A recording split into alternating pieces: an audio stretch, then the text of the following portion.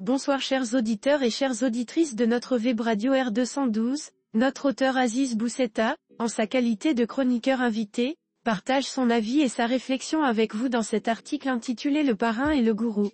Le voici en podcast pour vous. Aujourd'hui, nous avons une meilleure perspective des événements de la semaine dernière. La semaine dernière, donc, en effet, s'est produit une sorte de remake de 2016 entre deux hommes, deux caractères, deux cultures, deux systèmes. Le PJD et Abdelilah Benkiran ont lancé leur marche fort en et sur septembre 2026 depuis Bouznika et, de Darla, le RNI et Aziza Kanouche ont fait pareil. Le pays sera-t-il coincé entre ces deux projets, l'un et l'autre néfastes pour la bonne tenue de la démocratie, dans le sens du respect de l'autre? Aziz Boussetta entame ainsi son analyse en comparant deux dynamiques politiques parallèles, initiées par deux figures emblématiques, et interroge leur impact sur la démocratie ainsi. Le dernier week-end d'avril, le PJD tient son congrès et maintient son secrétaire général Abdelilah Benkiran à l'issue d'un vote incontestablement démocratique. Mécanique. En milieu de semaine, le syndicat du PJD regroupe ses militants, casablancais, devant un Benkiran chauffé à blanc qui tire dans tous les sens, défend son parti, la Palestine, lui-même, éructant et insultant à tout va. Si Benkiran est de retour, il veut que cela se sache, et désormais on le sait, il compte bien faire peser le PJD dans la future équation électorale. Le chroniqueur poursuit son propos en relatant l'ambiance tendue et militante autour du retour tonitruant de Benkiran, bien décidé à s'imposer dans l'arène électorale de la manière suivante. Le premier week-end de mai, le RNI se déploie à Darla, sortant le grand jeu. Un chapiteau immense avec une foule immense, comportant même des membres du parti. Les ministres bleus sont venus, ils sont tous là, en leur grade et qualité gouvernementale, et les anciens ministres aussi. Les uns et les autres, plus une poignée de députés et quelques élus divers, se sont succédés au pupitre, et ce fut une extraordinaire litanie de réalisations ponctuée d'une forte dose d'autosatisfaction. Cela tombe bien, le thème retenu pour ces gigantesques agapes est Massar Al-Injazat, parcours des réalisations. Le RNI y est et compte bien y demeurer.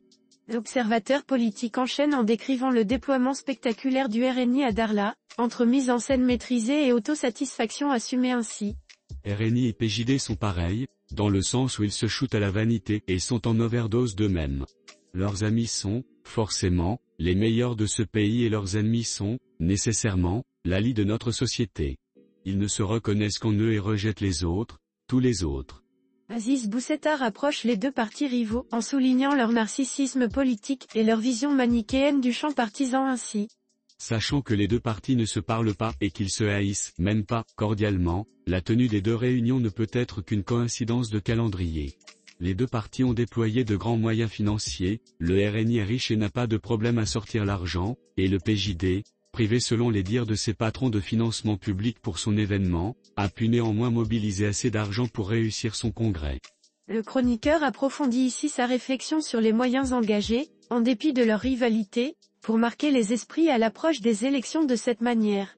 Le PJD agit sur le plan éthique et moral, appelant à un sursaut des populations face à ce qu'il considère être un gouvernement rapace, âpre au gain et exclusif. Pour sa part, le RNI se voit conquérant et agit en conquérant que rien ne l'arrêtera, pas même son allié l'Istiklal, sur les terres duquel il est parti chasser. Boussetta insiste sur le contraste entre les stratégies narratives des deux partis, entre l'éthique revendiquée du PJD et le pragmatisme conquérant du RNI. Les deux partis politiques clament leur victimisation et proclament leur ferme intention de résister, de lutter. L'un agit comme un clan avec un parrain, l'autre se comporte en secte avec son gourou. Le Maroc, sa population, sa société, son économie, ses jeunesses, ses perspectives et espoirs sont enserrés entre le parrain et le gourou. Dans une formule marquante, Aziz Boussetta synthétise la dynamique politique actuelle comme une confrontation étouffante entre deux figures dominantes et exclusives.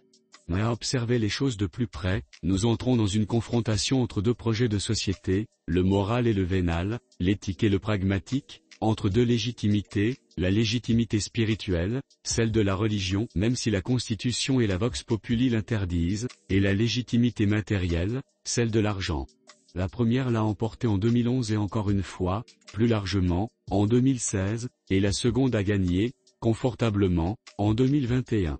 Dans l'intervalle, le Maroc aura perdu une quinzaine d'années pour la réelle mise en œuvre de sa constitution, et, à quelques exceptions près mais toutefois importantes comme les retraites et la décompensation, Sous Abdel Ben Tiran, seuls les projets initiés par le roi ou présentés devant lui ont trouvé leur voie vers un début de concrétisation. Le chroniqueur enrichit sa démonstration d'une lecture historique des alternances électorales, opposant les deux types de légitimité, spirituelle et matérielle. Mais les deux partis restent hégémoniques et dominateurs, phagocytant les institutions nationales ou ayant œuvré à le faire.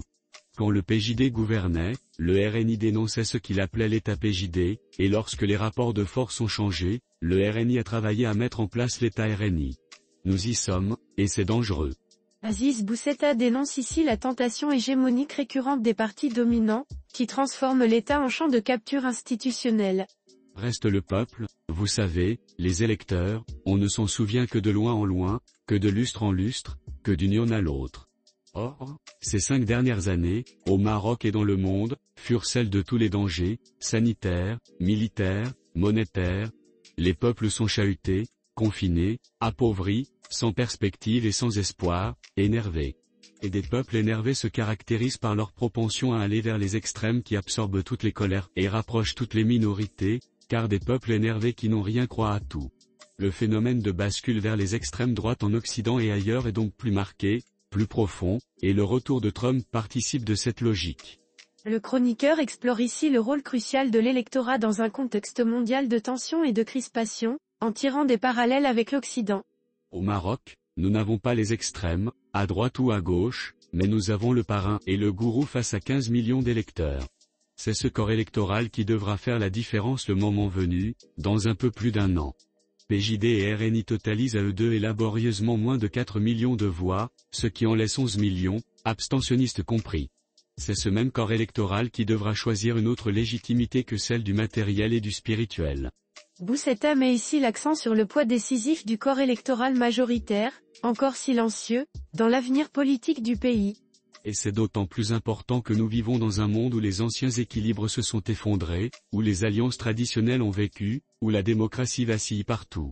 Tout change et tout est à prendre dans ce moment charnière et rarissime que vit l'humanité.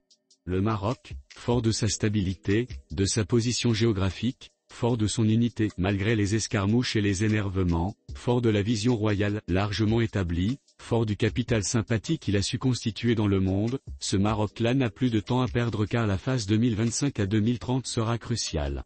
Le chroniqueur apporte ici une nouvelle dimension à sa réflexion, en soulignant l'urgence historique de la conjoncture mondiale et marocaine. Serons-nous à même de saisir cette opportunité de sortir, enfin, de cette éternelle transition démocratique et de cette étrange et malsaine confrontation entre le parrain et le gourou? Notre électorat saura-t-il avoir le trait nécessaire sursaut pour chasser les mauvais et placer les bons ou même les moins mauvais? Notre société civile sera-t-elle capable de mobiliser les gens pour aller voter, et bien voter? Serons-nous en capacité d'éviter l'État RNI ou l'État PJD pour construire et servir un État tout court? La coûte là, mais une coûte la technopolitique, montrera-t-elle des capacités à renaître, à mobiliser et à s'élargir? Le chroniqueur conclut son article en posant des questions ouvertes, véritable appel à la mobilisation citoyenne et à une prise de conscience nationale en ces termes. Des réponses à ces questions dépendra l'avenir de notre pays sur plusieurs décennies, il reste 1 an pour apporter les bonnes réponses.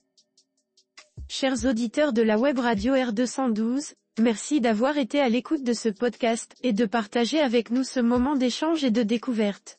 Votre présence et votre fidélité sont notre plus belle récompense. On se dit à très bientôt, si vous le voulez bien. Avec toute notre gratitude, l'équipe de R212,